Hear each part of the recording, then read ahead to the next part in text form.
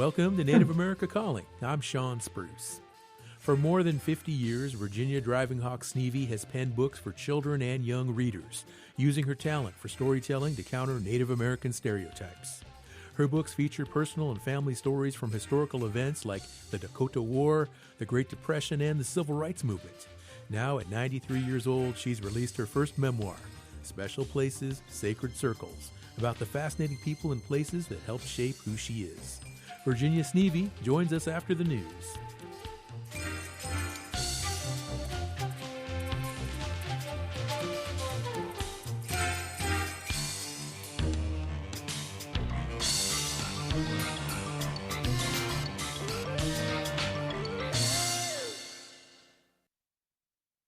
This is National Native News. I'm Antonia Gonzalez. A bipartisan bill signed into law last year is now giving Native Americans residing in Arizona the option to update their state-issued identification to show their tribal affiliation.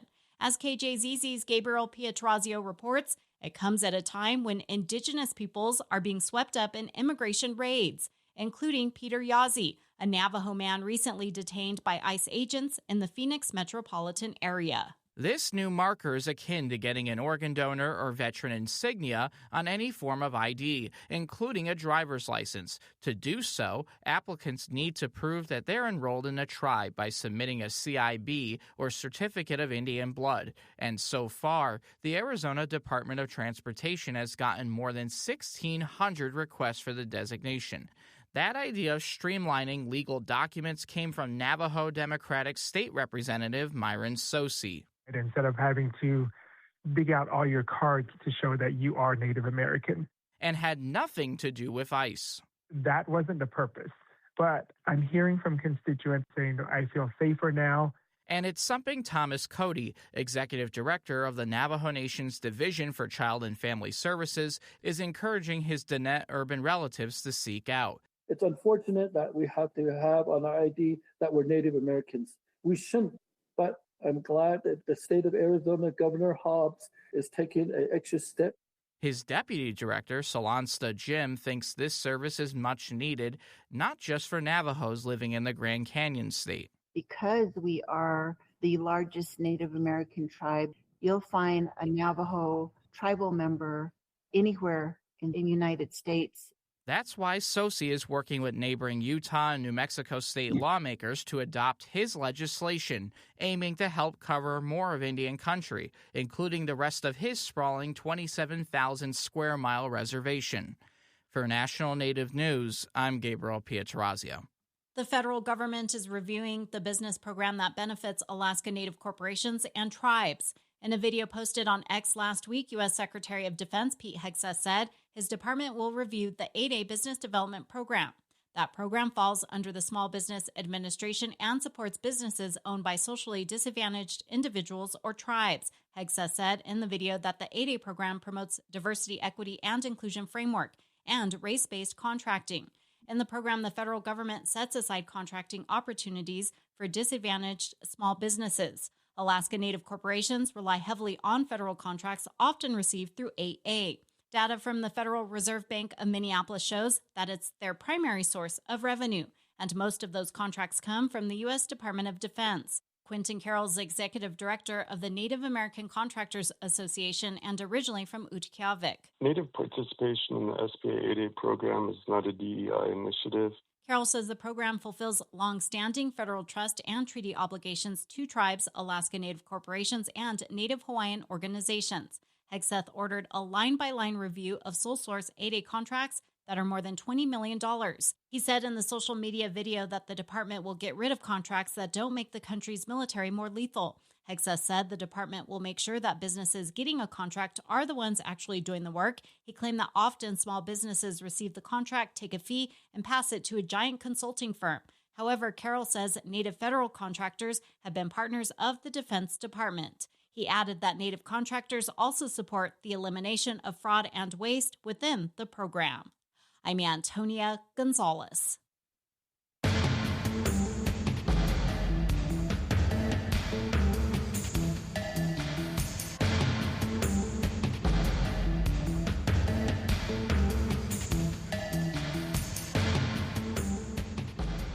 National Native News is produced by Koahnic Broadcast Corporation with funding by the Corporation for Public Broadcasting. Support from Clarkson Potter, publisher of Turtle Island, Foods and Traditions of the Indigenous Peoples of North America by Native American chef Sean Sherman.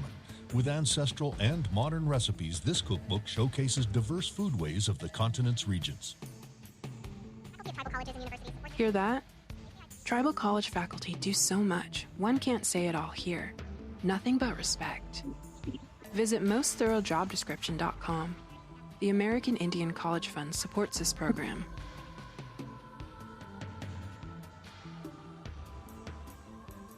Native Voice One, the Native American Radio Network.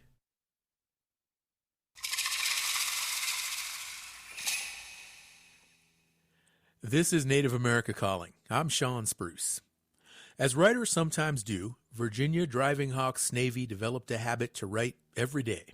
And over the past 50 years, those daily writings, prose, script, essays, and poems, became pieces of the many books she penned and published, mostly for children. Now, Snavy is collecting those writings that envelop some of the most important and poignant experiences of her own life's 93 years in the memoir, Special Places, Sacred Circles. Snavy was one of the first authors to offer an alternative to children's literature flush with Native stereotypes. Her insightful writing took her from her home in South Dakota to honors that include a presidential recognition at the White House. Snavy joins us today as our first Native Bookshelf Author of the Year. You can join our conversation with your comments or questions by calling 1-800-996-2848. That number is also 1-800-99-NATIVE. Joining us now from Rapid City, South Dakota is Virginia Driving Hawk Snavy. She is a longtime author of children's books and books about Native Americans. She is Sichanju and Ponca. Virginia, good morning. It is an absolute pleasure to have you on the show today. Good morning. Oh, I'm delighted to be here. Thank you. Absolutely. Well, we have so much to talk about. Let's start first with a valuable lesson that you learned from your grandmother about the power of words. Share that lesson with our listeners. Oh, my grandmother, Harriet, was my maternal grandmother. And my brother and I and my mother, we lived with them after my father died for a while. And it was pretty close quarters in her small house. And my brother and I, as siblings do, would tease each other and get mad at each other and call each other names. And rather than just scolding us, she took us aside and, for me, just very carefully reminded me about what I was saying and calling. Did I really mean those awful things? That I had to be careful what I said, because once you say something, it's always there, and it's always difficult for it to come back. So you had to watch out what you were saying. And as I became a writer, I kept that thought in my mind to use the words in my stories for children, particularly, to be careful and be responsible for what I was saying, so that I was not giving wrong information or calling attention to the wrong thing. So I always thank my grandmother every time I sat down to write something. Mm-hmm. Now, you share at the beginning of the memoir that a lot of these stories, they're based on notes and parts of other essays and just thoughts and journaling type exercises you've done over the years.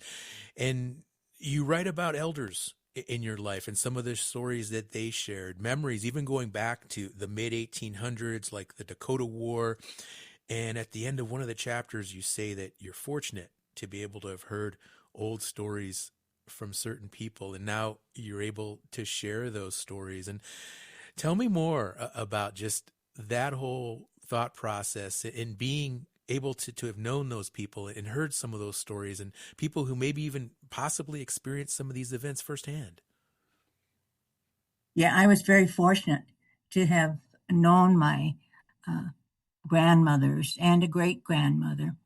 And they followed a tradition which I didn't realize they were doing at the time, of sharing something of our past, of our family lore, the history, and many of them, the stories they told about actually happened, like the Dakota War, and how our family had been active participants in the exile of that time, in the difficult times it took, but how they, and especially how strong the women were, and that they persevered to keep their family safe and healthy.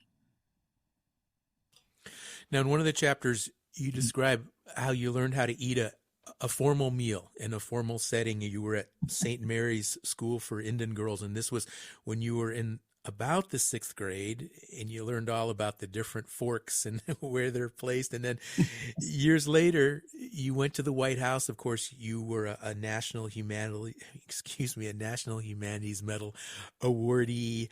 And here you were, your life had almost like come full circle, because here you are eating another very formal meal among a lot of VIPs, and of course, President Clinton and First Lady Hillary Clinton at the time. Did you ever anticipate, Virginia, growing up as a young child, just how your life would evolve and just some of the experiences and the successes that you ultimately have had? Oh, not at all. Never thought anything about beyond maybe hoping I would be able to go to college. And St. Mary's School was a very special place in my life. The kind of education we got there was Christian-based, being an Episcopal school for girls, but we were also taught social skills, how to get along in a non-Indian world, and to be polite, and then also to function at a very formal dinner where we got all dressed up. And then we had the table setting with different courses, and which spoon to use for the soup or your coffee, or which knife to use, or which fork you should use for your pie. And at the time, I remember we kind of giggled about that, because it seemed kind of silly, because we didn't have that much silverware at home.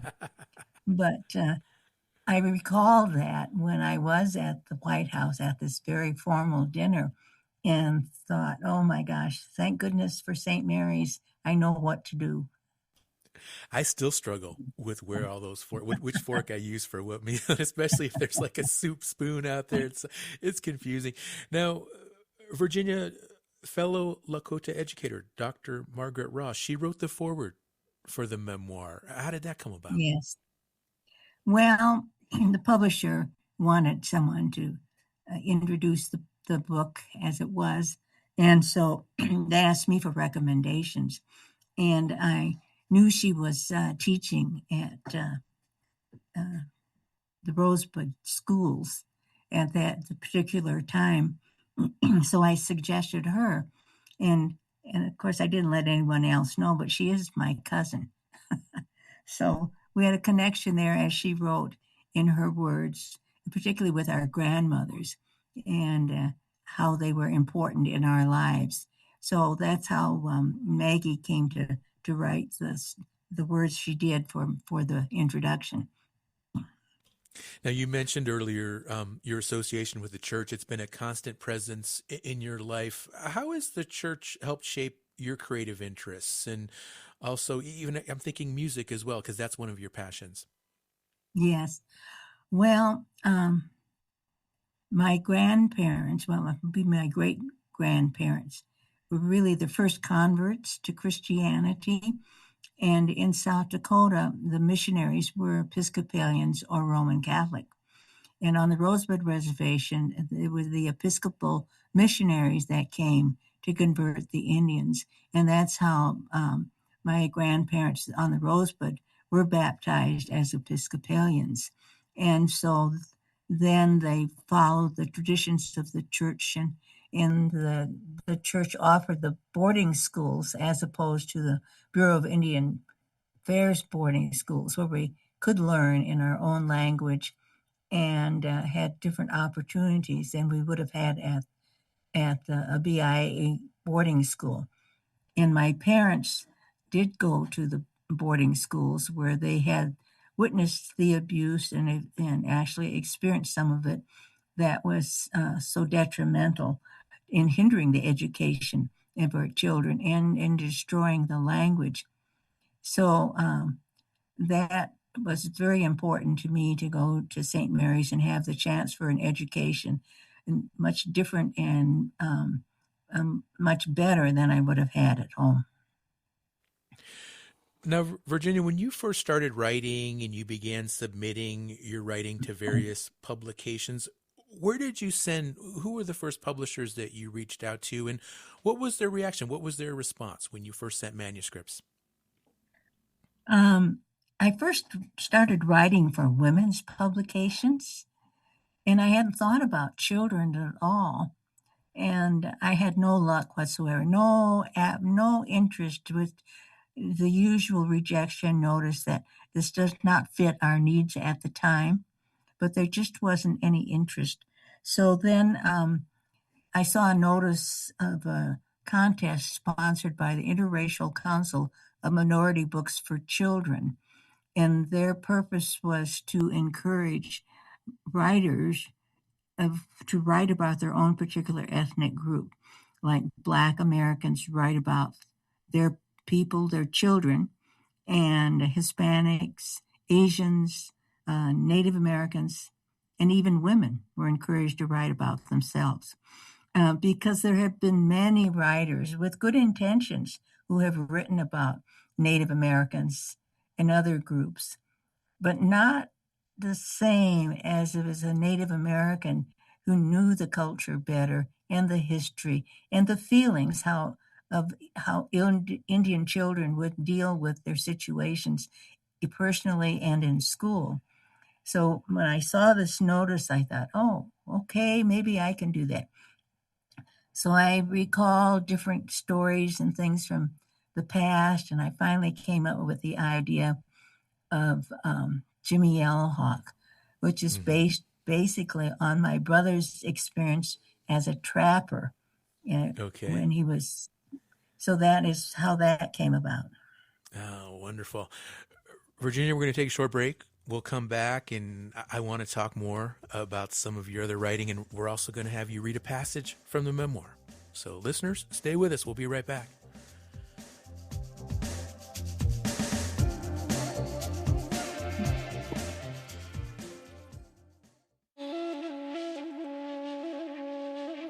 U.S. Defense Secretary Pete Hegseth is taking what he says is a sledgehammer to the federal government's program that hundreds of tribal businesses and Alaska Native corporations use. We'll get perspective on the future of the SBA 8A program on the next Native America Calling.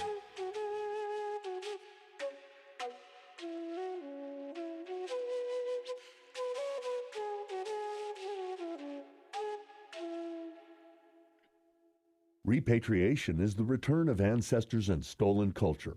The Association on American Indian Affairs is hosting the 11th annual Repatriation Conference, Feeding the Fire, Advancing the Movement, in February 2026. This fully virtual conference will offer small group interactive workshops, strategies, networking, and more to advance domestic and international repatriation. More at Indian-Affairs.org. The association supports this show. Thank you for tuning in to Native America Calling. We're talking with author Virginia Driving Hawk Snavy about her new memoir, Special Places, Sacred Circles. It is the latest in her 50-year writing career, and we've added it to our Native bookshelf. Are Snavy's books part of your childhood? You can let us know. Give us a call. The number is 1-800-996-2848. And we have a caller on the line right now. This is Donna, who is listening to the show in Wasilla, Alaska. Good morning, Donna. Thanks for joining today's show. Good morning. Well, this is so exciting to find that somebody succeeded in writing in the Native world, and I'm just very interested in this because I love to write poetry, but I'm also working on my autobiography because my hobby was reading biographies. And so I thought, why not write my own? And then the first book written by a Native person was a Paiute woman from the reservation, and she wrote in the 1800s. And so I'm following writers. And I just think this is so great. I just congratulate her on all her achievements, and she's an inspiration to us all. So thank you for having this program, too. I love you all. Oh, we love you too, Donna. And Virginia, would you like to reply to Donna? Well, thank you, Donna. I like your kind words. And I'm always pleased to know that I can inspire someone to write themselves. And so just keep at it and keep going and persevere. Don't give up. Just keep trying. May take a while, but you'll get there. Oh, thank you, Virginia. You're prepared to read a passage from the memoir. And I'll just give a little bit of background. This is an anecdote, a story about your grandmother. Okay. I'm reading a section about my grandmother, Flora Driving Hawk. Grandma Flora outlived her husband and 7 of her children. Her only child to survive to adulthood, my father, married and gave her a granddaughter and a grandson. But cancer claimed my father when he was only 34. Grandma was very much alone because her grandchildren lived far from Rosebud. Flora lived in a one-room house in Mission. She had many friends, women her age, who she called her sister in the Lakota fashion. She was auntie to many Indian and non-Indian adults and grandma to all children. She didn't seem to mind being alone, but as I write this after losing my husband, I think she hid her grief so as not to distress her family. She managed by herself. She could walk to Abruzic's store and to Trinity Episcopal Church every Sunday and to the Via Omnici monthly meetings, where she helped the women make star quilts to sell or to give us gifts to honor special persons or occasions. She walked to the privy behind her house and used a bucket in the house when it was too cold or too late at night to go out. A nephew came to shovel when he was able and hauled in a load of logs every fall for the small wood stove that heated her house. He split the logs into stove-sized lengths that were easy for her to carry. One morning she was carrying a load up the steps when she tripped, tumbled down the steps, and broke her foot. Besides those injuries, she had bumps, bruises, and small contusions all over her thin frame. She lay there breathless and hurting and could not get up. She cried for help, but it was at least an hour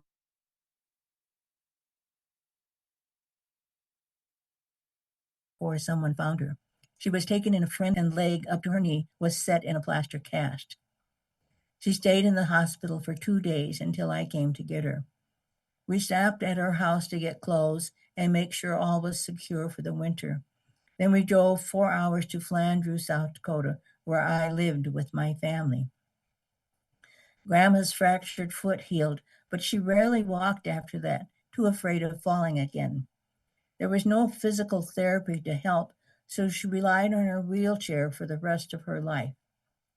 She was alone during the day while we were at work and the children in school.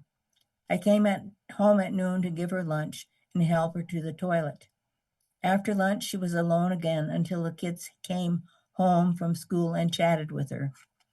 She felt badly that she could not help the housework or cooking, nor did she have much money to help, even though I reassured her that was not necessary. But she was sad and often complained about being old and useless. She was homesick for her little house, her Lakota sisters, her church, and the open spaces. Her eyes were still sharp and her fingers nimble, so she asked me to buy cotton fabric in varied colors, and she began to make a star quilt. She had made many of these quilts in her lifetime and needed no pattern to follow. The design was the traditional Sioux star, of one large star made from compatible colored diamonds. Grandma was skillful and patient in her work. She wanted the quilt to come out just right. The small diamonds were cut on the bias and stitched together in just the right way so that the star was not crooked. She scornfully told of women who hurried their quilts and ended up with a completed top bunched up instead of lying flat. She laughed, saying they made a teepee in the middle. She took her time stitching during the daylight hours from the end of September until the end of March when she went home. She sat by a north window with strong daylight aided by an electric lamp we placed nearby. As she sewed, she watched the activities of the neighborhood. It was a quiet area with little traffic and few passerby, but Grandma came to know its habit well, and it gave her something to look forward to. Oh, Virginia, that is just so beautiful. And I love the part about the teepee in the middle. I've seen a few. Yeah. I've seen a few quilts with those before. And do you sew as well? I did. I don't too much anymore, but I have made quilts. Made them all for my grandchildren. Well, just you have so many beautiful anecdotes and stories about different family members over the years. You talked earlier about the first book you published, Jimmy Yellowhawk, and tell us more about where that story came from. And, you've had to deal with editors over the years, and sometimes, they really go through your work and they do a lot of changes. And what's that like, having to deal with that and just, those creative differences sometimes that you encounter when getting a book published?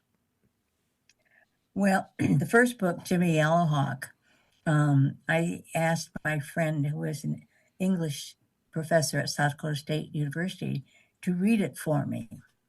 And she did. And then she asked me if she could give it to another teacher who taught reading or writing at the school. And man, did she get into my work. Ripped it all to pieces, not punctuation, spelling, grammar, all of this kind of stuff.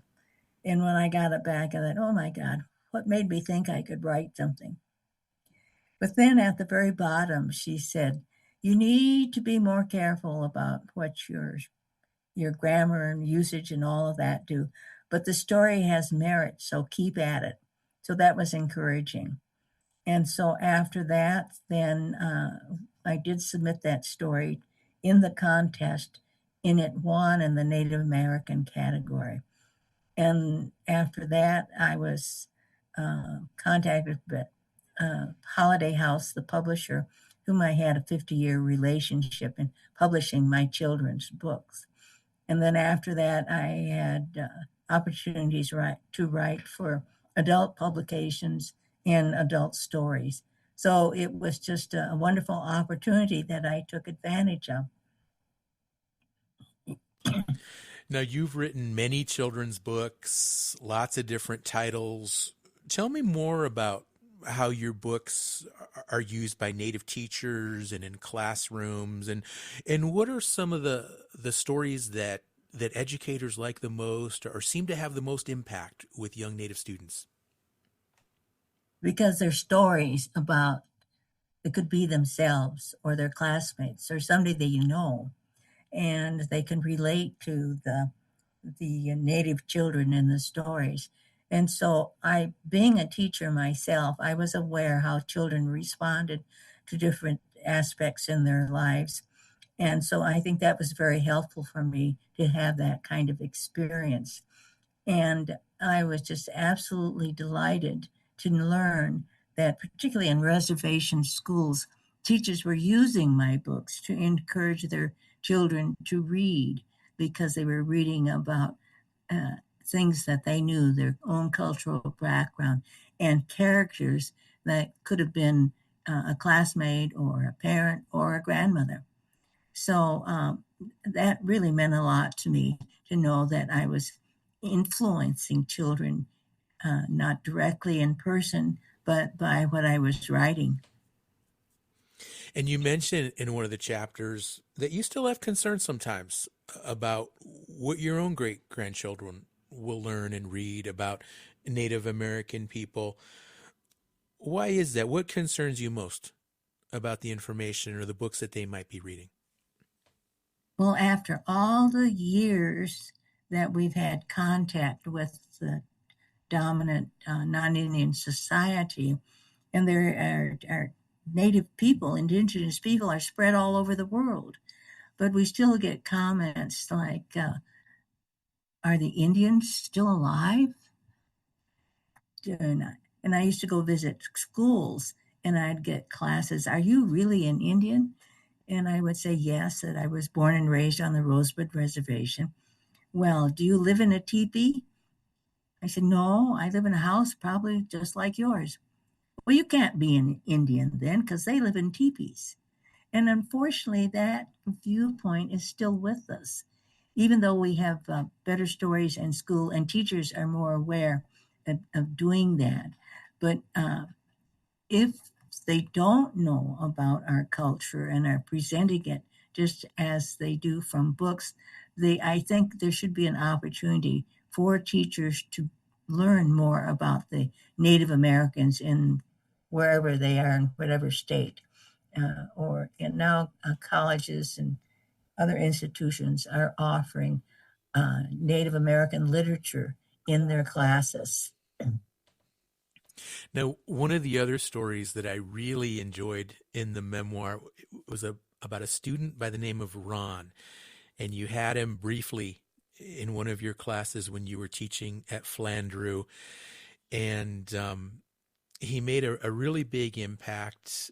Tell our listeners, tell a brief summary of your encounter with Ron, both as a student and then years later you met him again. Yes, I was an English teacher at the Flandreau Indian School in Flandreau, South Dakota. And Ron was one of my students. And this was, I think, 11th grade English, where we did a lot of reading of American literature and also would write responses to what we had read. So Ron was practically illiterate. I mean, in many cases, the students in that particular time were often just passed up through the grades and whether they had mastered whatever skills they should have had by then. And Ron was one of those students. But he was also a very skilled, talented visual artist. And he would draw and sketch all of the time, even when he wasn't supposed to be during class. So we would read the stories, and then I would have to sign readings for the students to take back to the dormitories, and then they would write a response to it. So we had high-tech stuff then, reel-to-reel tape recorders. The kids thought that was the most exciting thing, to be able to record and then hear your own voice.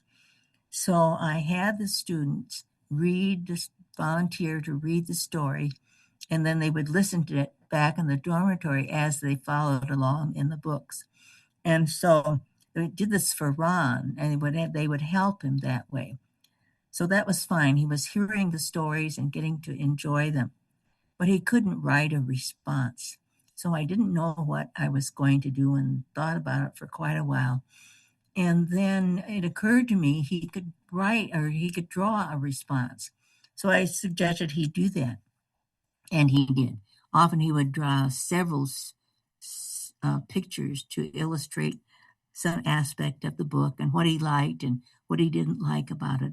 And he always ended the story with a fly spiraling down to the end of the page where it would flop, legs up, and under that he would write the end.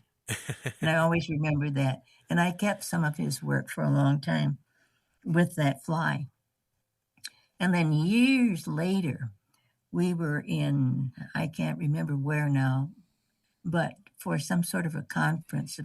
It was a BIA conference for teachers of students of Indian children. And so I was asked to present in teaching literature in Native American classes. And there were several people there. And in the back row, there were maybe about 4 or 5 big men sitting there with jean jackets on, headbands, long hair or braids. And they were AIM, American Indian Movement members. And they had been traveling across the state and had disrupted a lot of things in their way to call attention to Native American needs and what their rights should be. And at the end of my presentation, they all left except for this one man. He was very tall, long dark hair, and he sat there scribbling. And then he got up, and I thought, oh, I hope he doesn't come and give me a bad time working for the BIA. But he came up to me and he said, "You don't remember me, do you?" And I guessed, "You must be one of my students." He said, "I was." And he told me that after he went home from the Flandre Indian School, he stayed at home, got drunk with a friend, stole a car, ended up going to prison. And I said, "Oh, I'm sorry, that's too bad." And he said, "No, it wasn't too bad. I learned how to read, I learned all other classes, and I graduated from high school. And I could write." And he said, "I thought about you when I was reading those stories for the first time, because you showed me that reading could be fun and we could have stories." And as he was talking to me, he handed me this paper, and down at the bottom he wrote, there was this fly, and then underneath, "Thank you." I've never forgotten that. Teachers always wonder if you've made any progress or helped a student, and it's wonderful here to hear back that you did make a difference. Yeah, geez. Virginia, we're going to take another break. We're going to come back and talk more. Support by Sonosky Chambers Law, championing tribal sovereignty and Native American rights since 1976. From opioids litigation to treaty rights to tribal self-governance. With offices in Washington, D.C., New Mexico, California, and Alaska. Sonosky Chambers Law. Ready to expand your reach and inspire change? Kaufman & Associates crafts culturally grounded communication strategies for Native audiences. More at kaufmaninc.com. KAUFFMANINC.com. This is Native America Calling. I'm Sean Spruce, and we're talking with Lakota and Ponca author Virginia Driving Hawk Snavy. Her new book, Special Places, Sacred Circles, a Memoir, is on our Native bookshelf, our regular feature on Native literature. She's written more than 24 books during the past 50 years, most of them for children and young readers. If you are a fan of Snavy's work or you have questions or comments for her, give us a call. You can join this conversation. We're at 1-800-996-2848. That's also 1-800-99-NATIVE. And Virginia, I just really, really love that story that you just shared before the break about Ron. And I want to build on that because you mentioned that, he became an activist and was a member of AIM. And of course, you won a National Humanities Medal, and it was presented to you by then President Bill Clinton. And when you met him, you asked him to pardon Leonard Peltier, and I'm interested in learning more about what his reaction was when you asked that. And then, of course, last year, ultimately, Leonard Peltier was not pardoned, but he was released by Joe Biden, President Joe Biden. And what were your thoughts when that happened? Well, I thought when I found out that Leonard was going to be released, I said, finally, because not only me, but other Native Americans and non-natives throughout the United States had been pleading for this to happen for a long time. So I was very pleased to know when that happened. But when I asked President Clinton, and we were standing in the line of other authors and awardees, I asked him, and he stood there and he crossed his arms and put his hand under his chin and looked at me and looked around, and he said, well, your governor, who happened to be Bill Jankel at the time, had come to the president and specifically asked him not to pardon Leonard Peltier because he had proof that he had killed the FBI agent. And I didn't want to call my governor a liar, but I didn't know if this was true or not. But Clinton finally said, well, if Mr. Peltier admits that he did it, I will pardon him. And of course, Leonard would not admit to something he didn't do Mm-hmm. Yeah. Well, I can kind of relate a little bit to what you're describing, because when our show was awarded the National Humanities Medal, I remember meeting the other celebrities and just, the dinners and just all of the pageantry that goes with that award. So I really enjoyed reading, your experience having dinner and then meeting some of the other awardees and what their conversations were. Virginia, I also wanted to ask you about Vine Deloria Jr., because you grew up with him. What was he like as a child, and how did you enjoy watching his career evolve over the years? Well, both of our fathers were Episcopal priests, so we were often together at church meetings where our parents would be busy at meetings, and then we would be put together with a babysitter. And so I got to know him that way as a child. And then one summer, when our parents went someplace, I don't know, for a national convention, church convention, and so we stayed with staff of St. Mary's School at the Episcopal Church camp in the Black Hills called Camp Remington. And it was a wonderful summer. We got to wander through the hills wherever we wanted to go, and we never got lost, and we had a good time. And he was called Perky because he was quite a perky young man, and kind of an impish one too, and would get into trouble. And he followed the tradition in his family, or he didn't follow. His grandfather had gone to Shattuck, the military school in Faribault, Minnesota, and had gotten his education, and then he also became an Episcopal priest, as did Perky's father. But Perky did not. He went on to write a lot of his works called attention to Native American life and issues in a more political fashion than as an activist than I would. And he was a college instructor. Mm-hmm. So that's how he became quite well known. And he had been asked by, I don't know who in South Dakota, to do the history of the Episcopal Church during the years that it would be over 100 years old.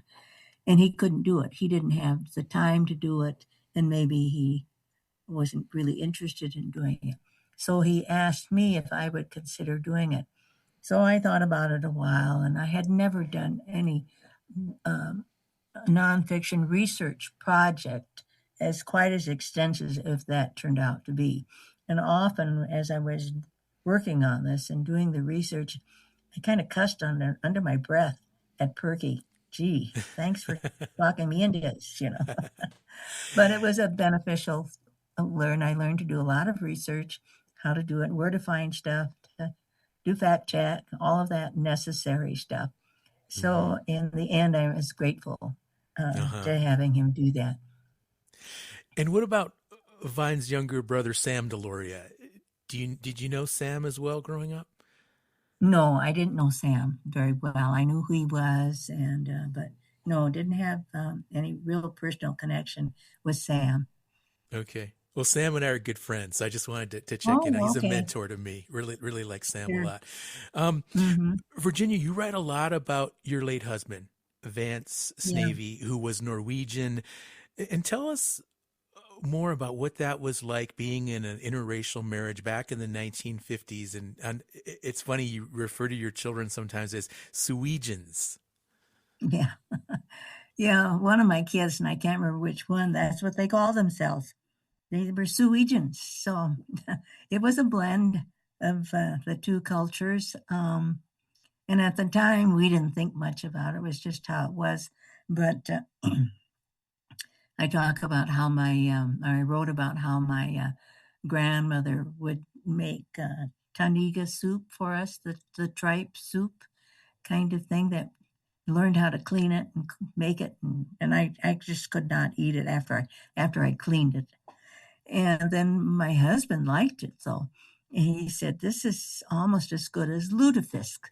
Lutefisk is the Scandinavian fish that was dried and then taken up into the mountains from where Vance's family came.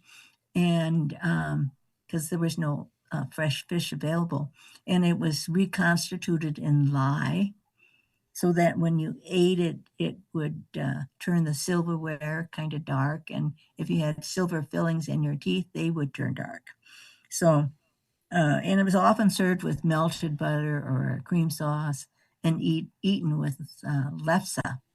So lefse and lutefisk became part of our family fare, as well as the Native American dishes that I learned to cook for my grandmothers. So yeah, it was a special combination, and I got to know his family. I found out many years later that they did have a little concern about him marrying an Indian girl. They knew no Indians, and they didn't know what to expect, whether I'd come in feathers and buckskins or whatever. But I became very close with them and still have good connections with that family. And then on the other hand, my side of the family checked him out pretty good. I remember my uncle, my father had died by then, and he became my ate father in the Lakota fashion. And so I took him to meet Uncle Harvey, and they went for a walk along the river and gone for maybe 15 minutes or so. I was quite nervous. I didn't know what they were talking about. I never have found out. But then Uncle came back and he nodded at me and said, "He'll do." So that was an approval that I don't know if it didn't approve, I probably would still have married Vance, but it was nice to have that approval. Well, early in your marriage, Vance was a salesman for IBM, and then later he went to work with you at Flandreau Indian School as a teacher. Well, there was I don't know if they called it a recession or whatever, but people just quit buying. He was selling electric typewriters. They quit making them. And then they came into computers. And so everything changed that way. And so then he left IBM. And then I was going back to school to renew my certificate. And so he decided he would do that too. So we moved to Brookings and went back to South Dakota State and got our master's degree. And then we ended up in teaching at the Flandreau Indian School, mainly because my Uncle Harvey and his wife, who lived in Flandreau, knew that there were vacancies available and they wanted us to be near them. So that's how we came to be at the Flandreau Indian School. And Virginia, I know from the book, but tell our listeners, how many children do you and Vance have? 3. We have 3 children, a daughter and 2 sons. Okay. And I know I've known Shirley because she's worked in journalism, and there's a lot of stories about Shirley as well, growing up and your other kids. Yeah. Just a lot of really beautiful anecdotes, wonderful anecdotes. Virginia, I want to ask you also about music. We mentioned it briefly earlier, but I know it's been a constant in your life, and you taught music to students and you encouraged your own children to play as well. Tell me more about that part of your life and why music means so much to you and you pass it on to others. Well, I was fortunate in being with my grandmothers again, and my grandmother Harriet was organist in the church and would play the piano, and she had a nightly ritual where we would pray together as a family, and then we would sing. And she would play hymns, and then we would sing those together. And I always thought, gee, that was great to be able to do that. So my parents found me a teacher on the reservation who happened to be a deaconess in the Episcopal Church, so she gave me piano lessons. So I started there. And then when I went to St. Mary's School, we were all encouraged to take piano or organ lessons, because one of the purposes of the school when it was first established was to be organists at their home churches. And I loved music. So I learned to play. And then when I went to college, I took pipe organ lessons. Otherwise, the others had been pump organs where you sit there and your feet going up and down to produce the air to going through the. So it was a lot of work.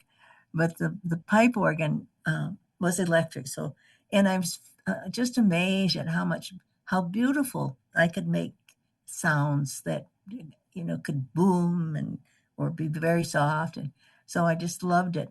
So wherever we lived after that, and I love singing too. So I was either in the choir or I played the organ either as a full-time organist or as a substitute. And I still play. I'm not a church organist anymore, but I have a piano and I make myself play every day. And we have a church service here at this retirement home where I live, and I play the piano for the hymns that we sing. So music has always been a very important part of my life. Virginia, your book has really inspired me because it reinforces the fact that we all have stories of our own lives, and some of them are happy, some of them are sad, some are funny, some are serendipitous, and not all of the stories in your book are happy. I mean, there's some sad ones, and there's specifically one about a young female student who didn't make it.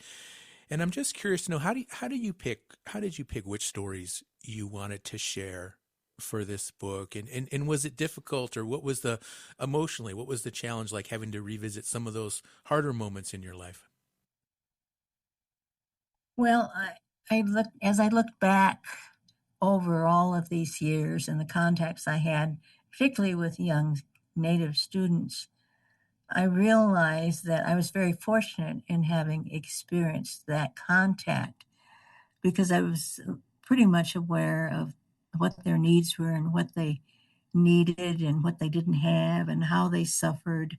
And it was very helpful to know their feelings. And when I started writing about it, I don't really consciously choose, but it was just something that was there, and I was putting together a lot of unpublished pieces that I had, and that's what started out for Special Places.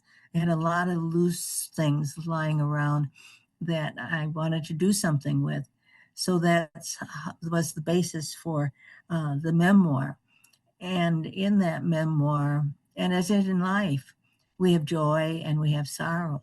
And be able to express that, I think, often helps my readers how they could deal with the same feelings.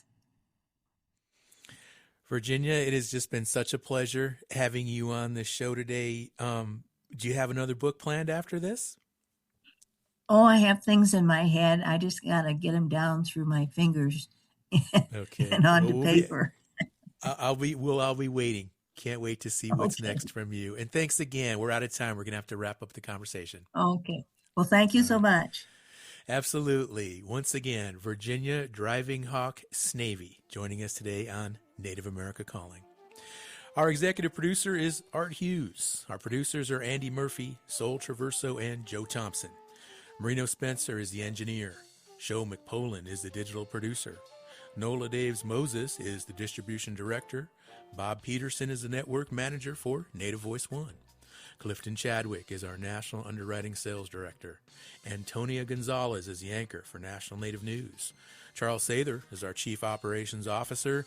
The president and CEO of Koahnic Broadcast Corporation is Jacqueline Salee. Have a safe weekend. I'm Sean Spruce. The faculty of tribal colleges and universities support their students in countless ways. They say I believe and offer help before it's asked. Hear that?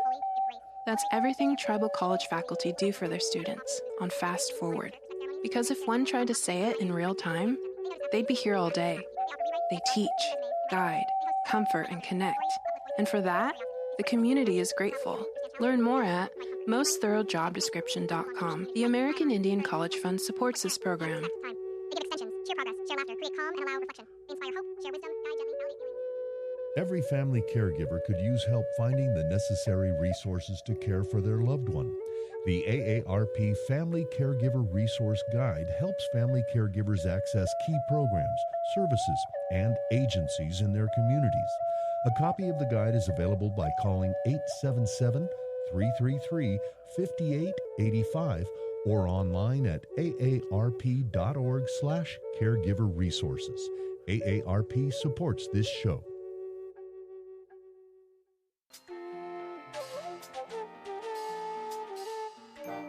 Native America Calling is produced in the Annenberg National Native Voice Studios in Albuquerque, New Mexico by Koahnic Broadcast Corporation, a Native nonprofit media organization. Funding is provided by the Corporation for Public Broadcasting with support from the Public Radio Satellite Service. Music is by Brent Michael Davids. Native Voice One, the Native American Radio Network.